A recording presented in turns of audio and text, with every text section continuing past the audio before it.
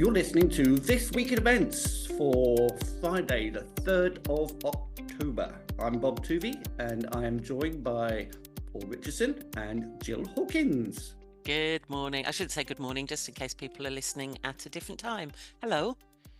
Hi, nice to be back. Nice to have you back, Paul. We missed you last week. I was sunning myself in the Brecon Beacons. Oh, nice. They're not called the Brecon Beacons anymore. I know, but my Welsh isn't good enough to pronounce it without severe embarrassment. Much to my shame, I have to admit. Too many noises. Yeah. Let's leave that alone for a minute then. Don't want anybody getting too embarrassed. So how's your week's been in general? Okay. I got some very sad news this week that an old client and friend of mine, Ian of Irving, had died early this year. I didn't find out about it at the time because we hadn't been in touch. And I just wanted to sort of bring this up and actually acknowledge and say he was a bit of a trailblazer in the industry back in early 2005, 2006, sort of for about 5 years or so. You couldn't move in the events industry without Irv talking about it, being there, being on panels, that sort of thing. And I just wanted to acknowledge the passing of a amazing, great, but obviously troubled as well person who made a big impact on the industry back then. Yeah, that's my week. Yeah, I met Irv a couple of times at industry working groups, and he was always a standout individual in terms of personality, ideas, creative thinking. He was, yeah, he pushed the boundaries of stuff. That was also good fun as well. It was, when you get people like that, quite often their egos take over and they become very self-important. But Irv still had a wicked sense of humour and was quite self-deprecating. I mean, I cracked a couple of jokes at his expense when we were at one meeting in it whilst we were getting coffees, and he just laughed and smiled and joined in, and it was very self-effacing. I thought he was a great guy. He was. And not afraid to disagree when he was committed to something, when he believed it was the right thing to do in terms of the marketing of events and how events should develop and evolve. He stuck to his guns, and even in the face of some fairly, what I call, senior pressure, people who perhaps should have been listened to in more than him, if you take that in air quotes, he still stood up to it and stood his ground. So yeah, it's a shame. Good guy. The industry needs more Irvs. He was, and he was a trailblazer, and I know I use that word a lot, but and he was incredibly good fun to work with, and I think that's why he and we ended up getting so much sort of coverage and out there, because he was great fun. He was very generous. I've, having heard this and shared it with a few people he worked with, I heard that he put forward people to for accolades and things like that. He was very generous with his time. His heart was definitely in the right place. He was quite Marmite. If he got on the wrong side of somebody, he would call somebody out. There are people in the industry that really didn't like him for being quite outspoken. But he was good fun. And I have to say that we would talk, I would write something for him, and I would often giggle as I was writing it, because I knew it was going to be really controversial and a lot of fun. And that controversy is what the press want and need. So yeah, R.I.P. Irv. And I hope you're, wherever you are, looking down on us, and we raise a beer to you. Yeah. But thanks, Bob. No, it's good that we remember those who've made such memorable contributions to the industry. Absolutely. Shouldn't be forgotten. No, thank you. So what are we talking about today then? Well, we've got some really good stories. We've got the Power Events launching their schools engagement program. Excellent. We've got the Isle of Wight Festival increases profits despite a fall of attendance. And Jill, UK events industry adds 11.5 billion to UK economy. Yeah. Shall I start? Shall I go on about that then? Because These figures, I think, are always great. You know, economic impact studies. So we're talking about the economic impact of events, not just um, um, the, the profits that are being made, but how it impacts on the economy and the wider sector.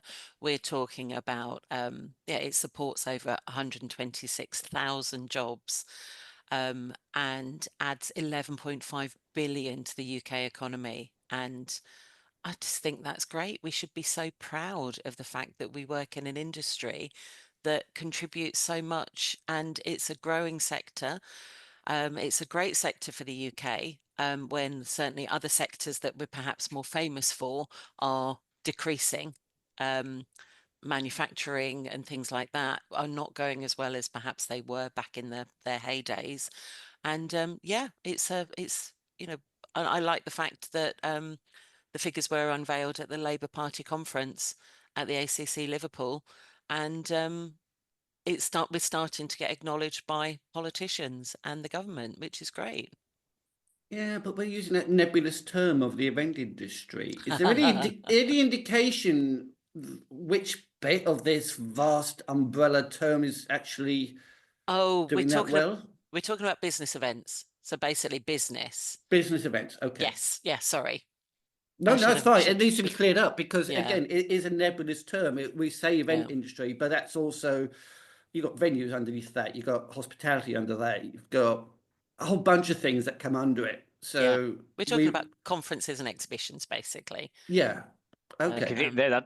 That's interesting because that separates it out from the piece that I wanted to bring to the table, which we'll touch on at the end.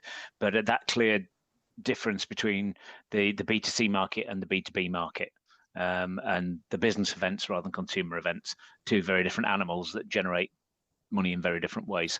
absolutely. And it is that thing, isn't it? When, you know, certainly pre-pandemic, if you ever said to anyone you worked in the events industry, oh, do you run red weddings or festivals? People would only ever see the consumer events because they're the Yeah, ones that um you know are in the public domain. People would never think of conferences or, oh, boring conference, you know, bad sandwiches, and not actually appreciate the amount of time, effort and talent that goes into creating a really good, engaging business event. But also it's important to separate out. So it's business events that this is referring to. But as I Yes. say, the event industry covers many things.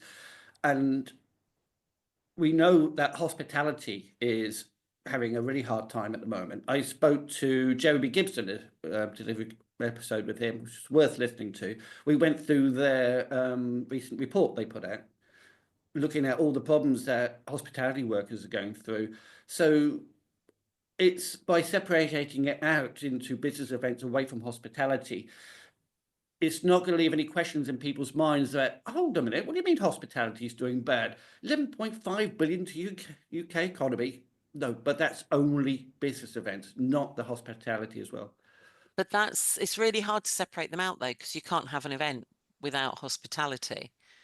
You know, the Yeah. people that are serving the food, people that are cooking the food, the people that are creating that, you know, it's tricky because, you know, I work with a number of venues. They would class themselves very much in the hospitality industry. That's their roots. Most people come up to being a GM of a venue through the hospitality, through being a chef, through food, or however, perhaps working in different departments, you know, and you're actually part of the events industry because your hotel, your venue hosts events. But that event is a wedding, that event could be a conference, that event could be an exhibition, but you can't have those business events without hospitality workers. So there's always going to be that messy, middly ground of where do you separate them out? It's a tough job because if it was easy, it would have been done by now. So Mm. it, I think it's also in the terminology, isn't it? Because if you look at some event organisers, ones that we work with, they when you talk about hospitality, that term probably wouldn't resonate as loudly with them as you said F&B. Mm.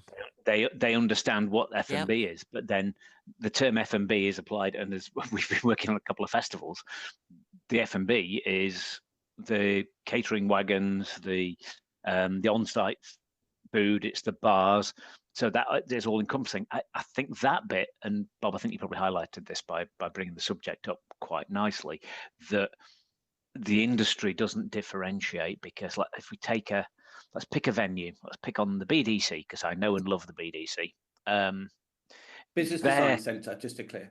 Yeah, in Islington. Yes. Yes. In Islington, London, UK, just for our international audience. The world, the universe. Yeah, I don't think this podcast reaches quite that far just yet. Oh, you never know. Oh, wouldn't that be so nice? Getting feedback from Mars. Anyway, carry on. Go on, sorry. I'm going to hang on to my train of thought now before it gets completely derailed. But because their F&B is an F&B line item, I would imagine. Yeah, it's the money that is made through their absolutely fabulous little restaurant upstairs. Now, whether that's at a consumer event, and that's consumers coming to a show that is a public show, or a B2B event where they're coming to a conference or an exhibition in there, they would still use that catering facility. So it's, I think, trying to unraveling the delivery elements versus the type of event. We could probably get a better understanding if we said trade shows, if we said conferences, and even there it's blurred, isn't it? Because you've got, again, I'm plugging events. We're in blind panic mode at the moment, getting all our stuff ready to go to Event Tech Live in November. But that's the argument. There is a trade show there, just technology for events, but there's also conference elements in that there are panel sessions and speaker opportunities and all those kind of things. And I get why they go, let's all chuck it all into a bucket and call it events. Because the job of unraveling it all would mean your spreadsheet would be half a mile wide and 3 miles deep. For example, with the BDC, their restaurant, they'd have to question people. Well, why are you here? Especially with a big, if you've got a big, say, exhibition venue like the NEC, okay, that visitor, how I don't know, I'd be interested to know how they measure this, because one visitor might go into a restaurant that the same, so they go into a restaurant after visiting a pet show, so that's a consumer exhibition. Another visitor might come into the same restaurant and have a similar food at the same time, having been to a business event. How does that restaurant decide who is doing what? How do you measure that? And the bigger and more varied the event venue. So with you bringing the NEC and you've got a multi-hall venue like you have with Excel, huge. All of these various places, even down to some smaller ones where they might only have 3 or 4 spaces, but they have consolidated their F&B in one location. Yeah. How do you drill down? It must make it quite challenging, and I'm guessing they've basically hoovered a lot of top line stats in and said, right, let's bring it all together and say, that's what the industry is worth. Yes, but what it does, sorry, Joe. Sorry, no, what it doesn't do is I'd be interested to know if that stat measured the ripple effect. So exactly what I was going to say. Yeah, taxis, those sorts of things. See, we're on the same wavelength, aren't we? Yeah, all the peripheral that make an event happen. So, like you say, your taxis, your local restaurants, the hotels, all the people that both feed off an event, but also enable the event to happen. Because without them, you're screwed. Because you can have a hall with an event in it, and unless there's a taxi to bring the people, or the tube, or the bus, or the aeroplane, all of those people benefit from it, and also they provide the impetus to make it happen. I just said we're going down to Event Tech Live. We're going down to Event Tech Live. There's a local hotel there that's going to get 3 room bookings for 3 nights. Yeah, because that's there.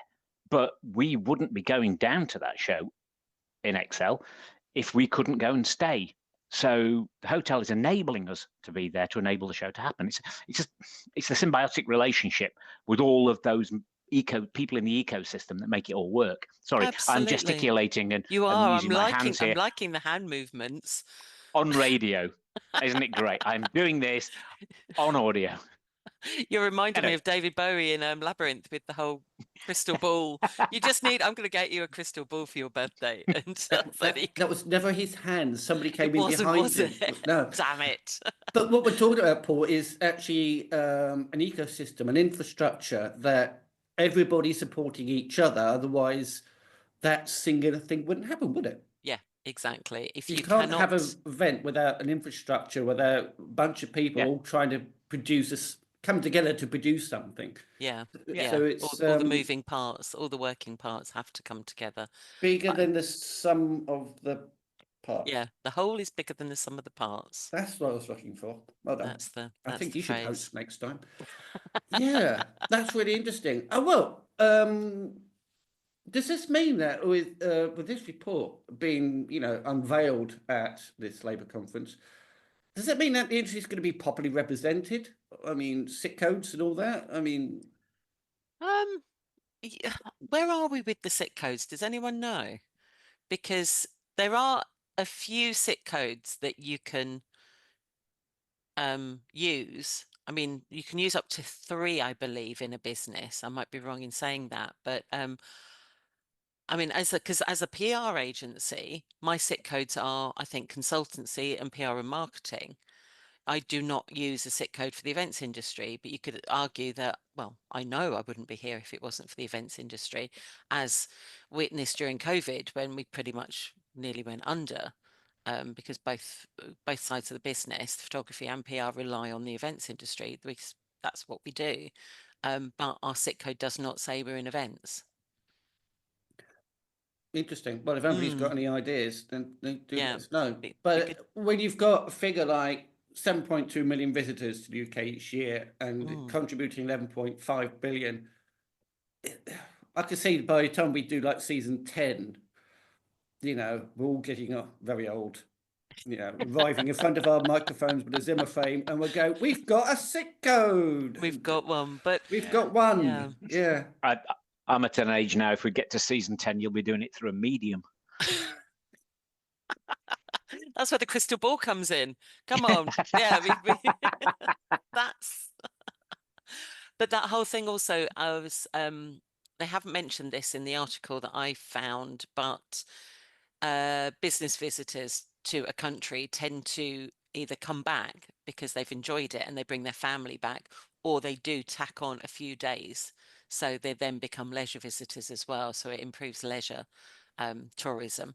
So I think we do our bit. We're good. But if my question though is that if we are acknowledged by government, what do we actually want government to do for us? And I'm not asking you to, I'm just asking the industry that, because and I know we touched on this last week, there's a lot of awareness out there, or certainly campaigns out there to actually, we want government to listen to us. But what do we actually want them to do? Go on, Paul. No, just about to say, you raise an interesting point. How many voices are speaking to government or trying to speak to government on behalf of the events industry? Yeah. There was the launch this week that I believe you went to, Bob. Then you've got the EIA representing what is primarily the exhibitions market, so organisers, venues, and suppliers, and their membership. Again, got to remember that they don't speak for the entire industry; they only speak for their membership. Then you've got MIA will be talking to government, ABCO will be talking to government, EVCOM will be raising profile with the government. So who is it a coordinated approach? And even though some of them are together, again, who's steering the ship? And is it a collective voice?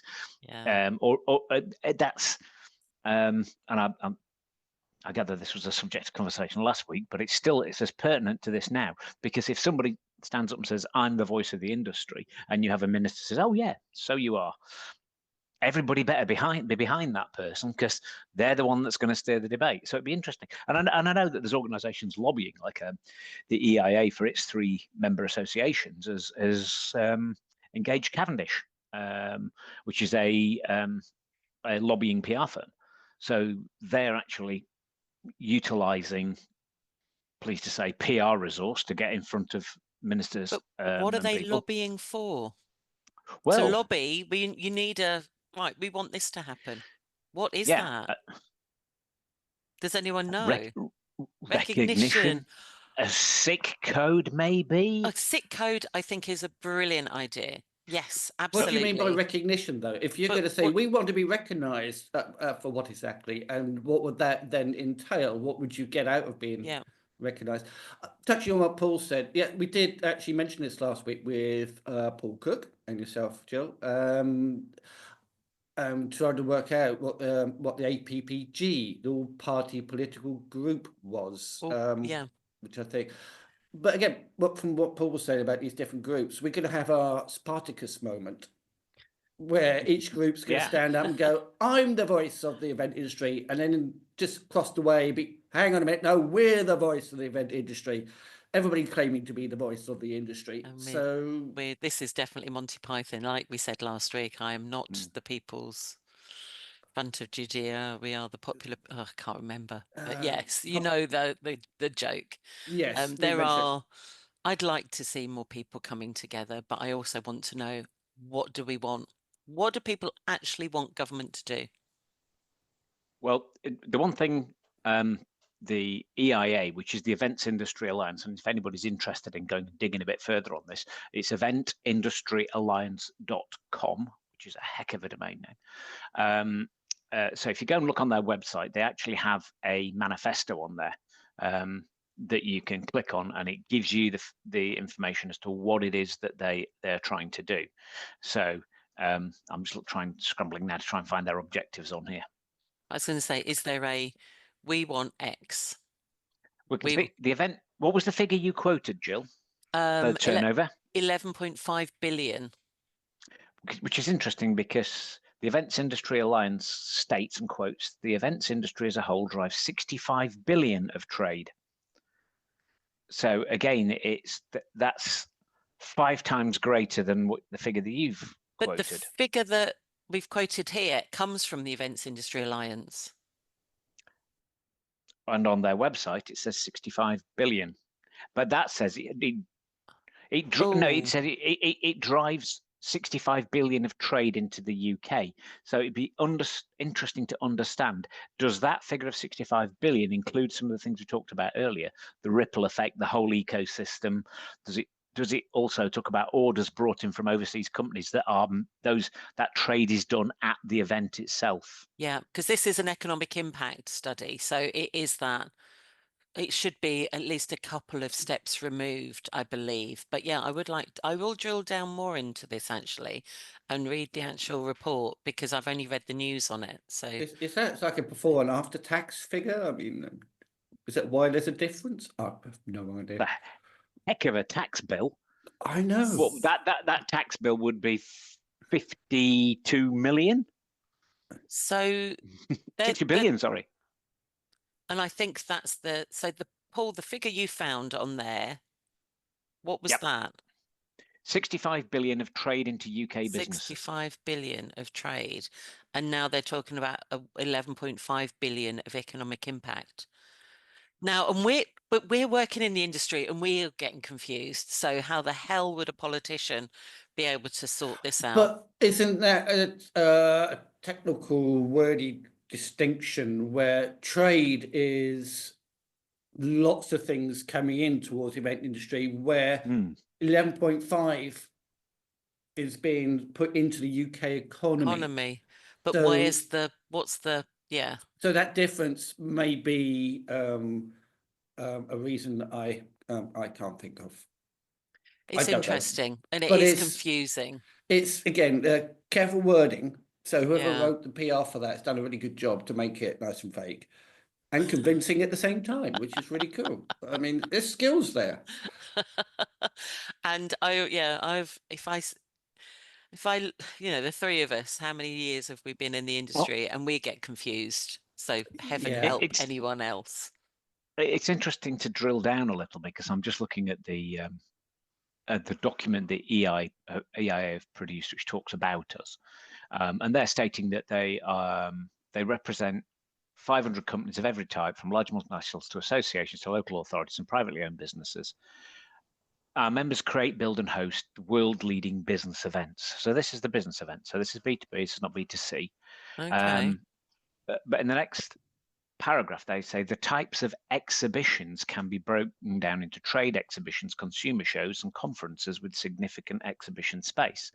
So Oh, this is actually defining what the EIA is talking about. So it does position the EIA correctly in the fact that it's exhibition organisers, exhibition venues, and exhibition suppliers, predominantly in membership. So what about the rest? What about Well, peripatetic congresses? Well, I was about to mention, does that also include the small event planning companies? Have only got 2 or 3 people who are earning with a profit of less than $1 million per year. I mean, are they included? Are they part of the survey? Are they part of the figures? and Because you this can is drop, if you're focusing just on the very large conferences that take place, the very large meetings, things that occupy Excel, then you're leaving out a whole bunch of the industry that organises events that may only include up to about 150 people, 200 people. and You see, I think your figure, Paul, was the events industry as a whole. This figure is just business events. well, they to drill that down a little bit further, they've got a figure in here that says last year the exhibitions industry, not enough coffee. Last year, the exhibitions industry contributed 10.9 billion to the UK economy, which is closer to the figure that you've quoted. But this is saying the exhibitions industry. So who's contributing the rest? I would like to see a stats and figures of this is business events are worth this is the economic impact, this is what conferences did, this is what exhibitions did, but all those figures to actually in one place with an explanation of what each one means. That's what I'd like to see. Just out of interest, so when they say this is the amount of money made by just exhibitions alone, how many exhibitions are they quoting there? Because if you've got 5 major exhibitions that have generated that amount of money, that's really impressive. But if you've got 100 exhibitions that went on, then maybe that figure is not as impressive. Yeah. Is And there anything else? Is there anything else on that report, Paul, that we can? Is it just EIA members? Because the venues that tend to be members of the AEV are not the smaller venues that perhaps might have an exhibition on the side of a conference. It's a nightmare. You're quite right, Jill, because it all depends on who's reporting back to say this is how much we spent and how much profit we made and where we did it and how we did it. So if you're not got a large enough sampling of data points, then the report may not be as meaningful as you would like it to be. Yeah. Okay. The interestingly enough, I've done a very, very quick little bit of a rattly search to try and find something, because I got a figure in my mind from conversations and working in the industry, how many exhibitions and trade shows. So you've got and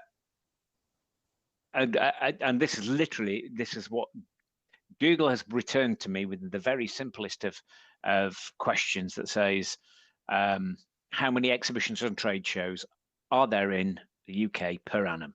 Simple search request. In 2024, approximately 1,145 exhibitions and conferences were held at major UK exhibition venues. So that's in one report. In Flash Bay, they're saying the UK hosts over 500 major trade shows. What does major mean? That's interesting. Well, yeah. Large. It says large international events and small and niche gatherings, but what is a small and niche gathering? I have no idea. Visit Britain says 1,145, and that's in 2024. It welcomed 7.2 million visitors, so domestic and international. So I'm assuming that there's some element of that international visitor makeup that somewhere, if it's half and half, just for sake of argument. So let's say the 3.6 million people come in. Is that 3.6 million hotel rooms booked? It's I think we could probably dive a little bit too deep into this and spend so much time trying to get terms and definitions sorted out. Absolutely, just to frame it. Yeah. The podcast becomes an hour of us talking about this and trying to work it out. It's only going to last as long as we got coffee. But isn't this the kind of nub of the whole conversation that we're having, in that why isn't there an A4 sheet with the stats, as Jill said, laid out, that says, here, I'm going to talk to my local MP. I work in the exhibition. I work in the events industry. And they turn around and say, do you do weddings? We go, no, this industry here. This is what we do. Yes. Yeah. Yeah. So basically, we're calling for the clarity. The vague term of event industry needs to be broken up into more meaningful definitions. So maybe hospitality should stand on its own and not be included. Maybe but hospitality is a huge part of events. You can't have an event without catering, without food, without drink, without. But if hospitality is restaurants and hotels and maybe a coffee bar that's got a space, they're all under the thing. But you wouldn't actually book a business event there, or a conference, or a large scale meeting. Comic-Con is not going to turn up at your local hotel demanding every single floor. So I think maybe these need to be broken down a little bit. Business events maybe should be separated from wedding planning. Yes. You know what I mean? And that's where this study is focused. It does say it's business events, conferences and exhibitions, but that is, and it's also an economic impact study. So is that just the economic impact, or is that the actual events? Let's look into it a bit more and come back on it. And again, just wanting to be, I love this kind of stuff. It allows me to become very pernickety on stuff. You don't need permission. Oh, it just tweaks my pedant muscle. But when you start looking at things like that, when you look at that breakdown, does that take into account we have nominally, in the wilderness that we live in the Hope Valley, in a national park, there is a Hope Valley Chamber of Commerce. It's 6 people, a farmer and a dog. But they meet. They meet regularly. I'm doing them a massive disservice, and I do apologise to all my neighbours. Please don't come and set my house on fire. But there's probably about a couple of hundred organisations, be it from a bed and breakfast through to a hotel that might have a meeting room, through to transport, to tourist attractions. What part of that, as a business meeting, when that Chamber of Commerce holds its quarterly get-togethers, is that in this? How far down does it drill into those? How is that recorded? And it goes up. And we've got North Derbyshire Chamber of Commerce, which is the big meaty Chamber of Commerce. Does this include all the meetings that are held by the Chambers of Commerce? Because they've got things going off almost every week, and that could be a session on something as focused as small business, SEO for small business, how to get your small business website gone. The next one might be accounting, or it might be the latest tax things, or it might be talking about the increases in national insurance and how's that going to move. So they're providing all of these business services for small businesses to go and engage with. Each one of those is technically a business meeting. So does that fall into the meetings part of the meetings and events? Or does that fall into the training industry? It's training, but it's still a meeting. Yeah. You know, the venues I work with, a big chunk, certainly for a couple of them, a big chunk of their events are training events. But is that training? Is that events? It's still people getting together for a purpose. Is that, oh God, I think we could go on about this all day. Paul, talk to us about the Isle of Wight. Oh, another rabbit hole to disappear down. It's the Isle of Wight. That was a bit Festival. rude of me. Sorry, I just thought, oh come on, I felt we were going round in circles a little bit. Yeah, but don't mind me. I'm only the host. You just get on with it. That's fine. I don't mind. You take over, Jill. Sorry. It's interesting, but if it's unclear to us who live, eat, and breathe the events industry every day, then getting that message clearly with clarity out, kind of, we need to have fewer Spartacus moments and a little bit more concerted effort. Otherwise, we'll set up an events industry body that will represent the entirety of the events industry ourselves next week, and we'll start producing figures. But on to Isle of Wight. Isle of Wight, it's the festival. It was just quite surprising news that came out in the Guardian of all places. They were looking at the festival a couple of weeks ago. I was on Banging the Drum for a news article that spoke about localized and specialist festivals being a rapidly growing economy, and I can only vouch for that in the fact we worked with an organizer to launch a niche music festival, and that we were told to expect by festival organizers, you lose in the first year, you may just about break even in the second. Your third year is where you start to turn a profit. Yeah, it was a profitable show from the outset, from day one. It hit the market.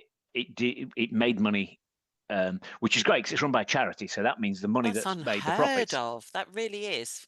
That is very unusual. That's well done. Yeah, I'd love to say it was all down to us. Of course, it's down to the PR. It's all down to the PR.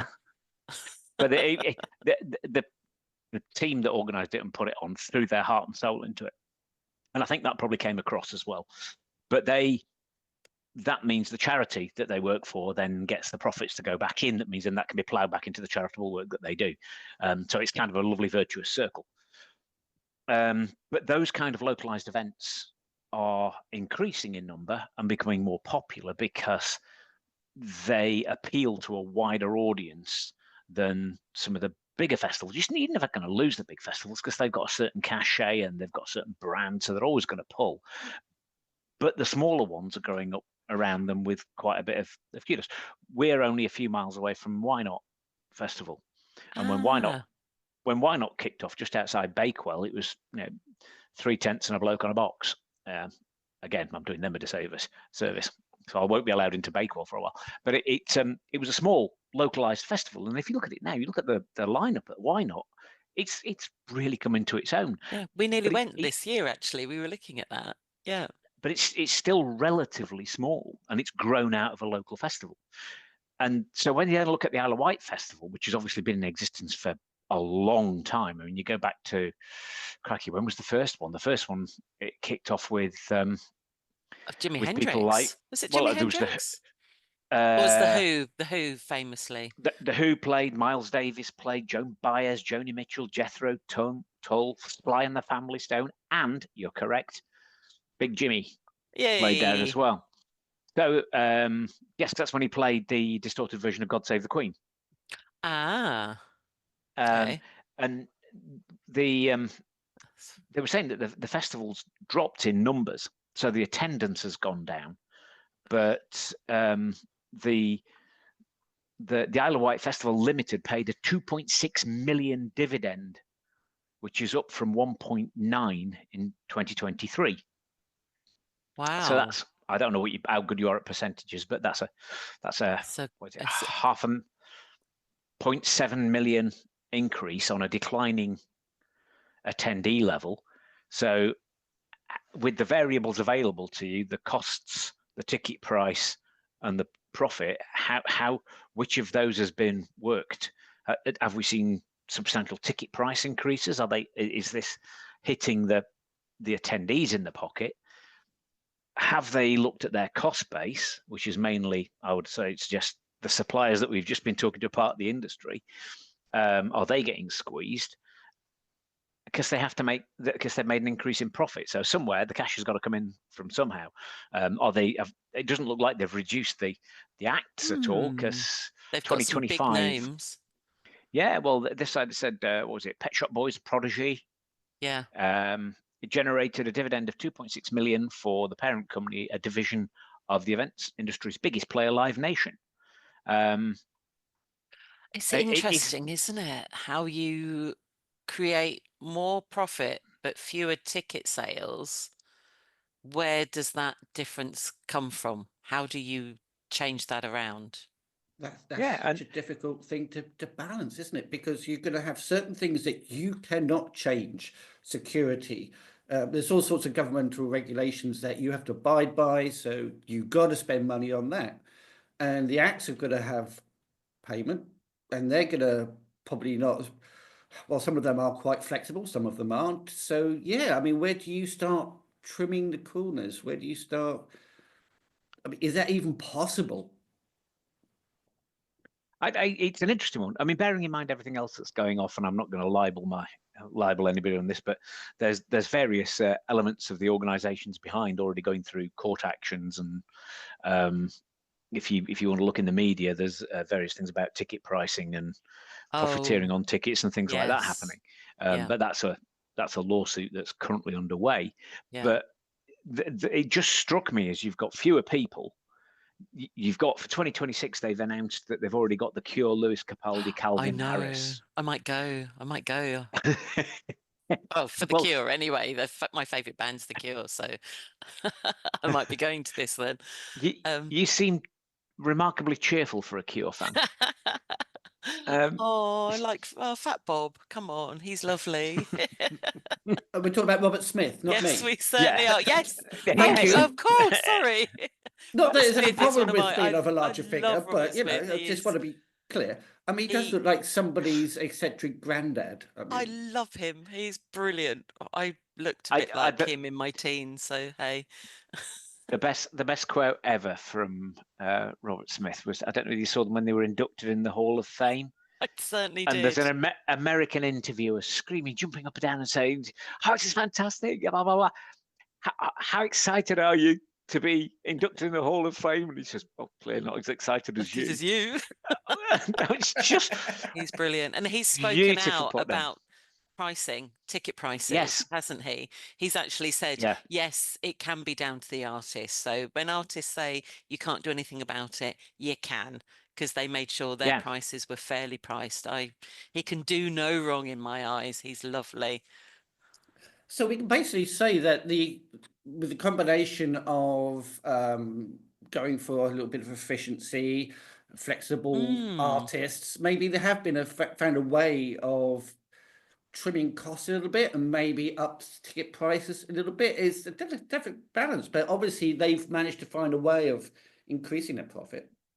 I'd I'd love somebody. It'd be nice if the Isle of Wight Festival actually sort of opened the hearts on this in terms of what did they find? What was it that managed? What enabled them to do that? Were they previously oversupplying the attendees with things that they didn't engage with, so they were able to yeah. take those out? We've got a fire juggling training camp on this part of the site. Well, nobody came. Well, you just paid X for that. Well, let's take that away. Let's focus on the music. Let's focus on that. It might be a reshifting of priorities, but it'd be interesting to understand how they've made the event more profitable with fewer attendees and still Yes. maintain a great lineup of acts. Be interesting to speak to a supplier. I think you said this before, Paul, that have they cut what they're playing their suppliers? We hope not. We're not Yeah, saying they have. We're not going to get, we're just asking the question, how have they? I'd love to. This is a story for Caroline Cliff Standout. She would get an interview with them and ask them about this. Caroline, if you're listening, which of course you are, go find the people at Live Nation and ask them, please. it's a model that other festival organisers might be able to embrace. And we were talking about, are the big festivals, are the big behemoths in decline, and how do you make them valuable again to the festival owners and organisers? Well, it's a tricky one, isn't it? Because festival tickets are expensive, but then I understand this is how bands, music makers make their money from live music. They don't make it on Spotify Mm. or anything like that. You just don't make any money on Spotify anymore, do you? I don't think you ever did actually, but you don't make money from selling music. You make money from live and from merchandise. And festivals are a great way of seeing bands live, but you've got the likes of Glastonbury, where it's pretty much impossible to get a ticket. And even if you do get a ticket, you only see half of what's there because it's so bloody big. It takes hours to walk around, which I think is why you are seeing a lot more smaller festivals come up. But it they're hard to make money. Didn't we have last year something like 50 or 60 festivals go under? Was that last year? Was that the year before? Oh, look at Paul. He's just sat up and he's going to Google it, aren't you? I think it might have been might have been last year actually that I read about certainly 50 or 60 festivals going under. While we're waiting for Paul to dig out the info, wouldn't Paul make a great little intern to actually come up with the facts and figures that we need? Hey, I am the fact finder of this little trio. Fact finder general. The Association of Independent Festivals on their website in a report on 20th of August 2025 said UK lost 60 festivals in 2024 and 96 were lost to COVID. 36 in 2023, 60 to date in 2024. So that was to August. So the whole summer hadn't finished then. Wow. And that was last year. Yeah. So since 2019, 192 as of August 2025. So yeah, I mean the pandemic obviously crucified festivals. 72 in here we go, 72 in total in 2024. Wow. So that's a lot. Be interesting to see, were they the big ones, small ones? Were they how long had they been going? What sort of, to actually do some investigation, some research into the whys and the hows they went under. Wonder if anyone would actually be able to do that, because it's that's an amazing number, isn't it?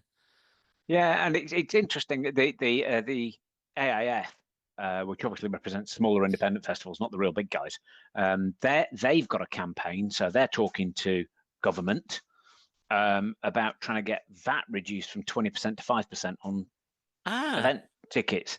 So making it more attractive to go to events and spend your money at the event so that you can then feed into that event economy. But this is consumer, obviously, because it's festivals, so it's a consumer market. Brilliant. I really like the fact they are talking to government and they have a request. They have an exact request. This is what we want. VAT from 20 to 5. Bam. Brilliant. That's what I want to see from the other associations and industry bodies, is a clear, concise request like that. Going back to the last one, which we won't go on about anymore, but with the whole Isle of Wight thing, it'd be interesting to see. It sounds ideal as a company, doesn't it? That's what you want. You want to make more profit with fewer clients, customers, or whatever, but to make more profit. So good for them, as long as they didn't cut from suppliers. What's interesting is, what we need to know rather is when we talk about cutting corners, that's always got a negative ring to it, hasn't it? Oh, they've cut corners. This is why the building fell down. They cut corners. Or the safety of an event wasn't great because they cut corners. But however, we need to know, did they do some measurements? Did they check to see whether they've overdone something, cut back on it, and they've made some savings based on analysis of attendance and what the attendees actually wanted?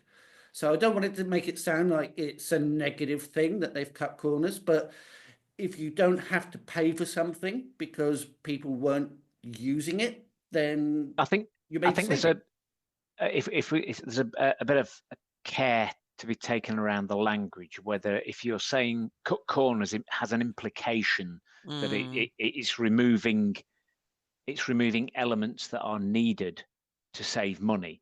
What they may have done, and I think what you were alluding to, Bob, is whether they've trimmed the fat. Yeah. So we used to have 3 of these on site and only 2 of them were being used. So we've cut 1 of those. Yeah. Just making reasonable adjustments, a nice. Yeah. Yeah. A leaner, fitter festival. Leaner. Yeah. Yeah. So basically looking at what you've been spending the money on and justifying it to see, well, do we really need 3? We can get away with 2. Because if we just changed the way we did something else that's related to it, all of a sudden, let's say it's not trimming off things that you need to pay for, but you decided, okay, we'll risk it. But you've actually done some checks, you've done some analysis, you've gone, okay, we don't need 3, we only need 2. So I like to think that's what they're doing. Yeah, me too. And this probably is what they're doing, because by the sounds of it, if they're making profit or bigger profit from less attendees, then obviously they've made some adjustments and some savings in Yeah. various places, which is really cool. Yep. Yeah. And it sounds like they're, yeah, and you will see me there next year. It's the Isle of Wight, though. You've got to get on a ferry to go over there. I've been to festival on the Isle of Wight. That was great fun, but it is a bit of a journey to get over there. But Do you know what they should do? They should find the highest point in Portsmouth, attach a zip line so you can zip all the way across. It'd be so fun and so brilliant. think of the weight of a person with their tent, with their sleeping bag, with everything on their back. That's the issue. Thick cables, Yeah, that's fun. whatever. Anyway, my item has got a couple of things that it touches on what's already been talked about. Your piece and Paul's piece. So the Power of Events launched their schools engagement program on Wednesday 1st, certainly a few days ago from this recording, which I was invited to. A very pleasant experience. I've never been to the MX Lounge at the O2 before. Oh, yes. Was it nice? Yeah, but it's many parts of London have turned into sort of like massive shopping areas. You know what I mean? It's like in around Battersea where it's just like shopping. It's like a peninsula shopping experience. I You know know what I what you mean? mean. I can't stand the fact that shopping is now a pastime rather than a necessity. You get people on bank holidays. Let's spend the day walking around the shopping centre. No, get out. Go and do I something know, go do fun. something. There's plenty Yeah. of woodlands to walk around. But Yeah. anyway, so Anyway. it was Can, the MX. Oh yes. Can I fundamentally disagree with both of you on that point? Mm.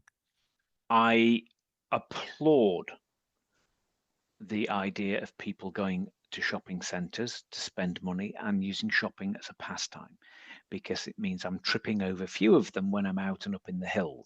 So long may shopping continue. I was just sort of looking at you thinking, where on earth is this going? Because I know Paul, he would not approve of this. But yeah, Paul's for got the others. dog. Paul's Yeah. got the dog, backpack and tent, and he's sort of going the opposite direction to everybody who's pushing trolleys. Brilliant. So the Power of Events launched their school engagement program for the London area. Brilliant. And Rick Stanton gave a really good speech about what they were intending to do. The room was full of sponsors, partners, and a few other invited guests. I might have been the only media person there. Oh, But that's a shame. Well, according to the people I spoke to, I mean, unless they were hiding somewhere. But that's fine, because they've put out a lot of documents. They've sent out press releases, which I think has got a lot of coverage. I think they're partners with Conference News, because I see their banner on there. Okay. But I don't know, maybe it's just been me, but I was a bit confused about what they were actually doing. Were they yet another industry voice, another I'm Spartacus moment? Or were they actually trying to channel interest into the event industry? And after Rick Stanton gave his speech, it's clear to me now what they're trying to do. Yeah. Which is going to the schools with their outreach program and saying, the event industry is wonderful. You guys should really consider it as a career path. Yeah. And I think that's really exciting, because it is. It's and absolutely brilliant. Sorry, I've interrupted you. no, that's Go on. fine. Go on. I'm glad you agree, because if, according to the thing you brought up, there is really that much money being brought into the industry by business events or whatever, then there's going to be job opportunities. There's going to be employment. And what better way of getting people interested than going into schools and colleges and saying, does anybody know what the event industry does? And again, like Paul was saying, oh, it must be weddings. No, there's so much more to it. Absolutely. I mean, if you consider, you can go from all the way from seat planning to AV to venue maintenance and whatever. I mean, it's such a broad range of opportunities that if the power events are going in and focusing on channeling young people's excitement into joining the industry, then that's got to be a really, really good thing. Totally agree. And it is that thing of, I know there's been outreach programs before to university, but that's almost too late. Someone's chosen or not to do, and it's say an event management degree. It needs Yeah. to be younger than that, which is exactly what they're doing when people are making decisions about what they do after school. Even GlaxoSmithKline, that Oh, vast, massive conglomerate of do everything, they've got their own STEM outreach program. yeah. So, and I'm sure all the other major industries, they've got some form of outreach program. I think the POE, Power Events, they're the only outreach we've got. And I think that, well, how do children, and Janthia Brigden at Nip About wrote about this. She runs creches at conferences and exhibitions for children. And she wrote about this saying, how do children decide on what career to have? They they go with what they know. They see the postman. You know, that whole thing of children growing up to be a postman, children wanting to be a train driver. It's the jobs in books that they get, it's the Yeah. things that they get exposed to over their work, over their childhood. That's how they decide what sort of careers they like. You can't decide to be what you can't see. So you need to be able to see people. And Janthia's idea was more conferences and exhibitions need to have children there. You drop your child off at the creche. They don't actually go into the conference when the conference is there. But perhaps if they're a teenager, they're a little bit older, perhaps they go in and sit at the back and actually experience it and go, oh, this is interesting. Oh, wow. They get exposed to these things from a young age and therefore they get influenced. Paul's desperate to chip Yeah, in He onto is. this. I am. I was sitting here with my finger on my lips, so I didn't jump in. Interestingly, one of the things that they're going to have to look at, and I agree with you absolutely 100%, Jill, in terms of young people, in where the outreach happens. Interestingly, you talk about the university outreach stuff. I'll say my youngest son, crikey, who is now well into his career, he's at a university and he is involved in the provision. He's on the not the academic side of the university staff. He's on the other side. I want to say commercial, but he'll probably shoot me for giving the wrong name. But they've just run all of their open days and their visits and all of that kind of stuff, and he's heavily involved in that. It'll be interesting. I'll ask him if what the outreach program's like, because the big PLCs all have them. Who or what in the events industry is doing this in the area he's in, because it's a part of the country where there are a number of large venues. That it has a very vibrant events scene from tiny to huge. So do any of them turn up at that university's crew? But going back to the point that Jill made about children being dropped off at conferences to see what goes on and see it. Most going into one microcosm of that conference and exhibition side, almost every time you look to register or go to a conference, it says no one under 16 is allowed into this event. Yeah. And I've seen, going back into the dim and distant days of when I was younger and I was on stands, you'd see people coming in out of the rain to push their grandma, push his little grandkid around the exhibition in a wheelchair, and they'd be escorted out of the halls. And that's, it's almost, well, you don't want to, when you grow up, you don't want to work in that kind of thing. Look how they treated us. There is an element of, should it be more engaging? Should it be more open? Should it be have that? The biggest killer, I'm guessing, will be insurance. I'm almost 100% certain that'll be the killer. Sorry, Bob, you were going to say? I was going to say, isn't it no under 16s because of insurance? You beat me to it. Well done. But also there is that it's a tricky situation, and this is where having a creche on site works, I think, in that parents can go to the event knowing that their child is just next door. They can also go to the event knowing they don't have to then rush home. If the child is normally in nursery or at school, they don't have to rush home at 3 o'clock to pick the child up from school. The event might be hours from where they live, so they've got to factor in that travel time as well.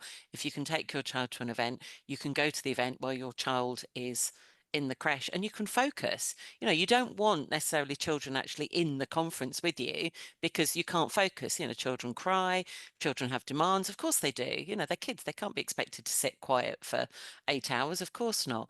But if your child is actually at the event, how lovely would it be for then the organisers to say, you know what, any child over the age of, say, 12 or 10 will do a little tour.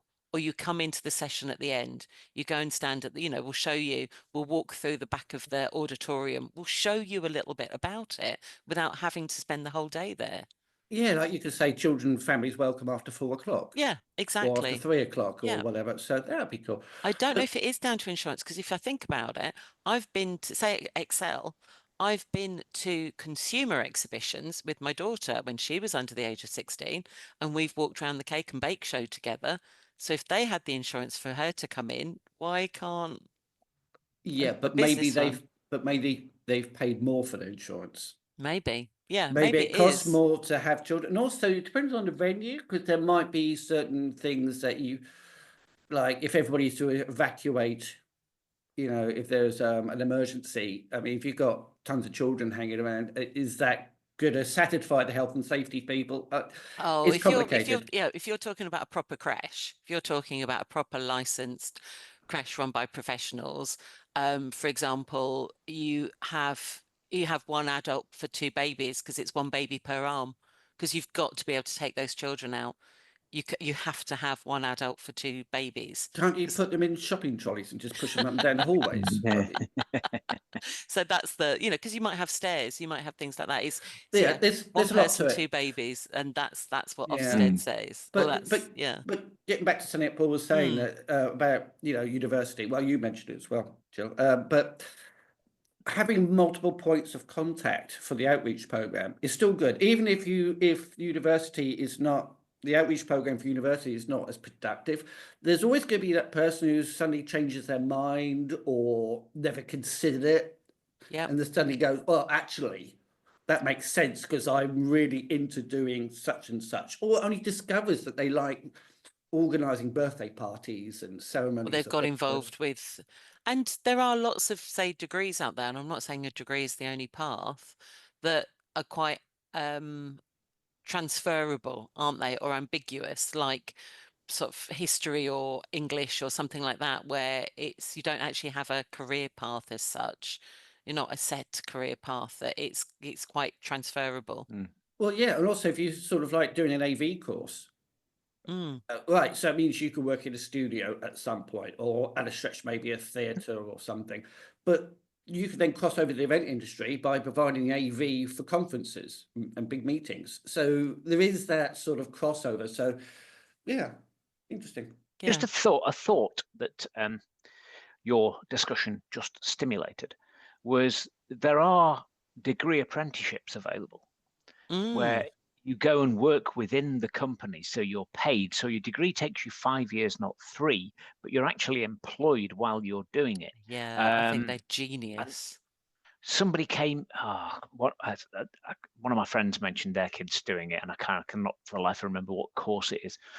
But they decided, they'd had a look and said, right, I with the exception of what am I going to miss by not going to university, with the exception of going out at night and stuff? Well, I'm doing that already with my friends and the people who are also on the degree apprenticeship with me. So I've got my cohort of people that I'm going to have that kind of social life with. What it also means is that I think it was I think he was at Rolls-Royce, based in Derby. But that means that those apprenticeships are on that apprenticeship get to share a house together, but they're sharing a house with a wage, with a decent wage as well. So they're not living in, I mean, crikey, some of the houses I lived in as a student, I think would probably be condemned now. Certainly wouldn't be able to rent them out. But but that changes the nature of that relationship in terms of that degree, but it allows them to go and actually be in the workplace and doing that. So you could focus kids in at that level. So it means, you know, if you don't want to come out with £35,000 worth of debt, a chronic alcohol addiction, and and all of the other things that we all came out of university with, you could do that. And I'd love to know, and somebody out there will no doubt ping in and say, is the events industry looking at patching into that kind of provision? I've seen nothing. I mean, my two lads are off I and don't know. gone, so I'm not aware of that marketplace. That's the But it would question. seem a way of, yeah. Well, I've just gone through the Power of Events website. They've got a careers hub. So on there are sections for direct employment, events apprenticeship, internships and work placements, skills courses, and of course, university courses. So Yeah. they're quite rounded out, and they're sort of bringing out this outreach programs into schools and colleges as part of that. So I think of all the organizations that we've ever mentioned, is, you know, these are not the ones who are going, no, I'm the voice of the event industry, but they are representing the career paths, which I think is very important that we have that. Yeah, I really like, I mean, the Power of Events, as I think we discussed last week, came about to do some promotion of the events industry during lockdown to make sure we had a presence out there. Now, obviously, lockdown is gone. I really am glad that they have a new purpose, that they have found this new purpose, that they are doing this engagement program. I think it's definitely needed, and I think what they're doing is amazing. Definitely. Yep. I was going to say something else. If you want somebody on to talk about apprenticeships, Richard Waddington is a great contact.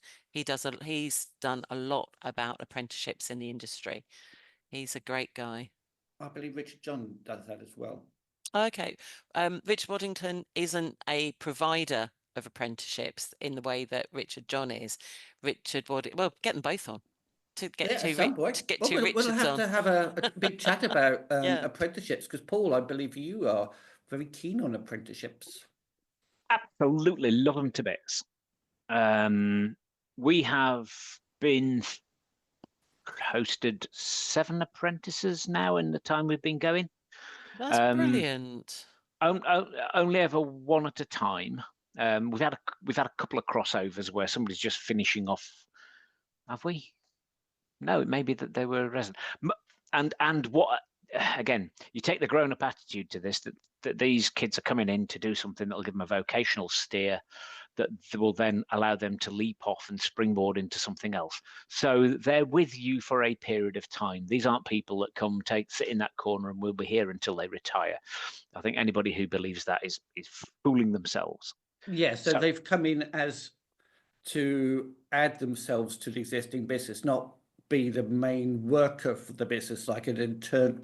They're not an unpaid intern, but they are providing services to and helping you, as opposed to you basing your entire business on the continual flow of apprenticeships, which a lot of companies out there have been criticised for.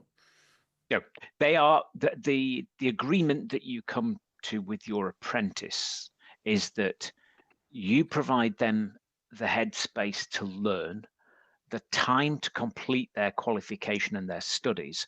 You also then imbue them with the experience of hands-on doing work in certain areas across the curriculum for their course. Yeah. They, by being there and doing that work, add to your business and help you deliver the services you deliver.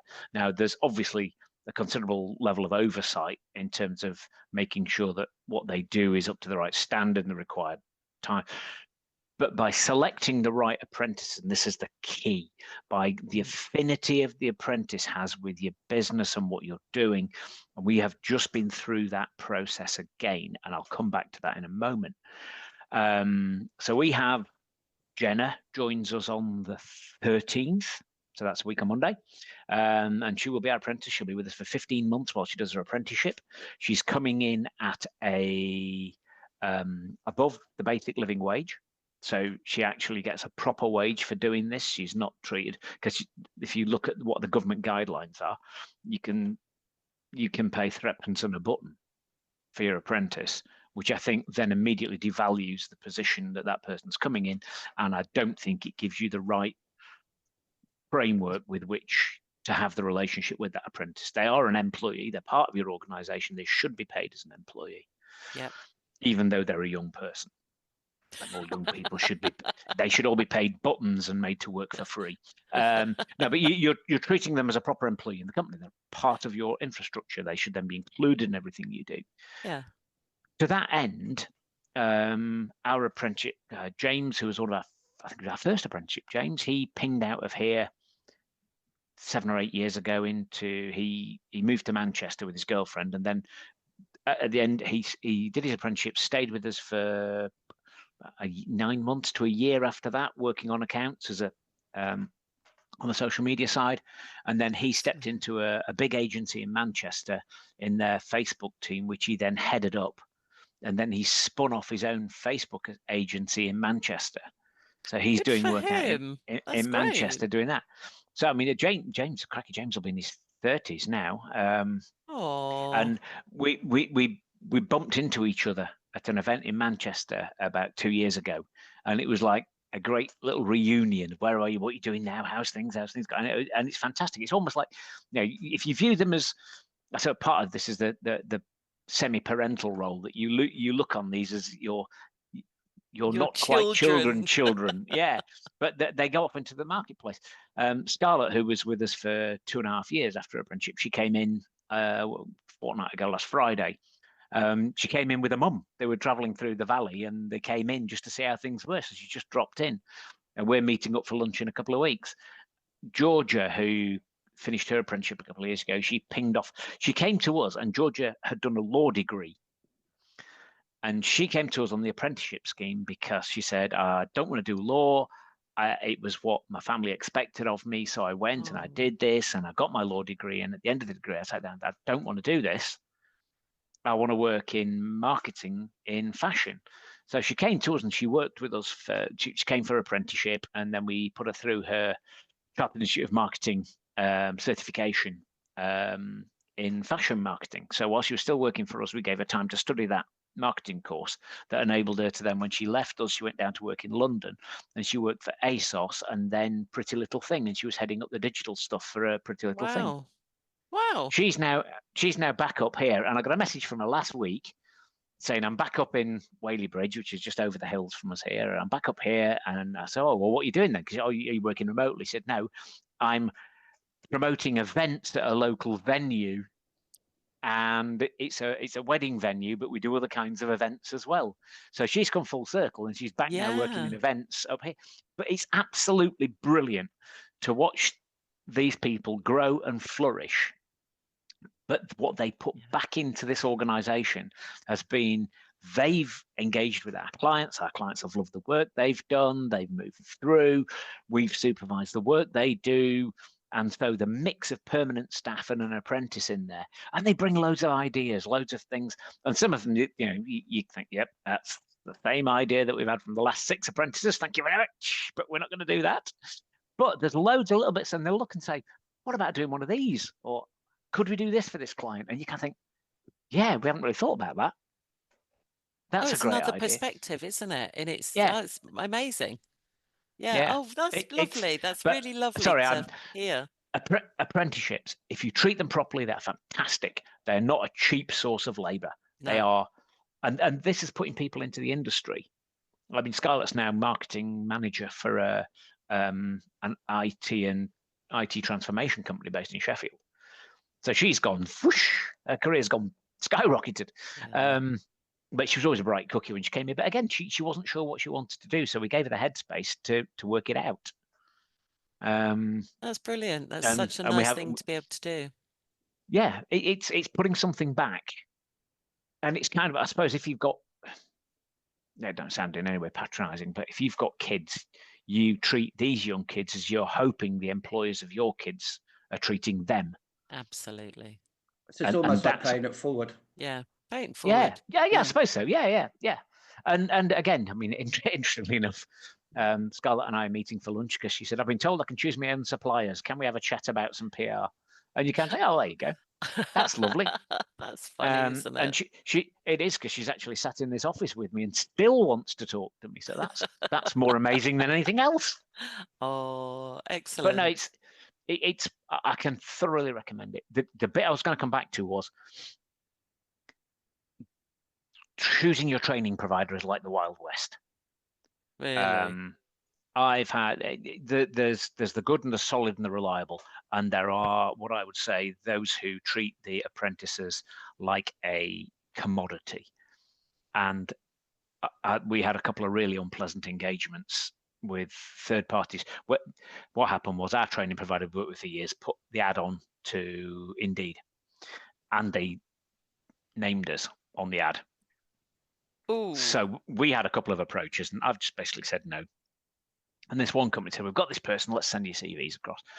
And they told us that one of these people had found something else and wasn't interested. They got a job. Our normal training provider we're contracting with, because I said, oh, there's three there. That person looks interesting. Oh, they're gone. They're not interested. They've got something else. Well, our existing training provider brought that person forward and said, here's somebody that you might want to interview. Oh.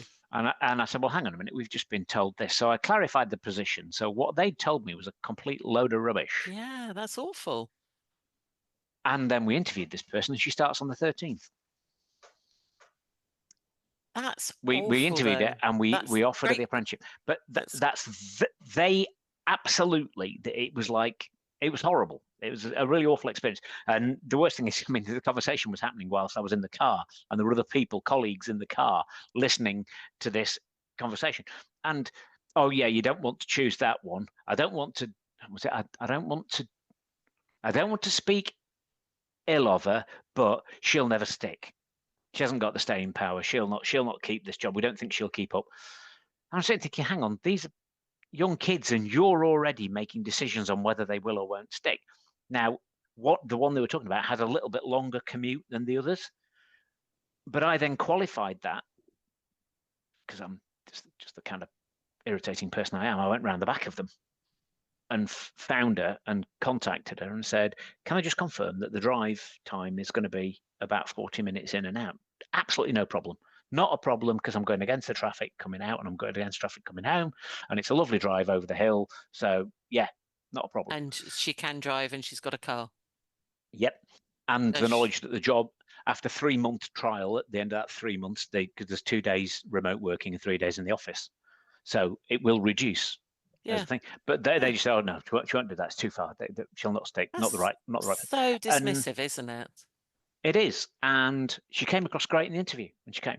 And we had 2 CVs, and literally it was almost like move them around on the desk and pick one. We had to look for, right, what are the key points of difference? And these 2 kids, if I could have taken them both, I would have done straight away, because they were both bright young kids looking for an opportunity. Wow. Sorry. Anyway, cool. Soapbox away. I think we'll stop there. Thank you. Not because we've run out of anything to say, but because we have too much left to say, but we should save it. So that's fine. Thank you both very much for joining me this week. Thanks for having us. Been fun. Please, for all listeners, I've met them both, so that's fine. If you would like to leave feedback on the issues and topics that have been discussed, about the news items, especially about apprenticeships, employment, and the amount of money that the industry seems to be generating, please get in touch. Let us know your views. Feel free to share the episode on your preferred social media platform and spread the good word. Your support is essential. But again, thank you both for your time, and let's do it again next week. Thanks, Bob. Great stuff. Thanks, Bob. See you next week. And cut. This Week in Events is a production for the EPN Journal podcast. A huge thanks to our patrons, partners and industry friends for helping to make this possible.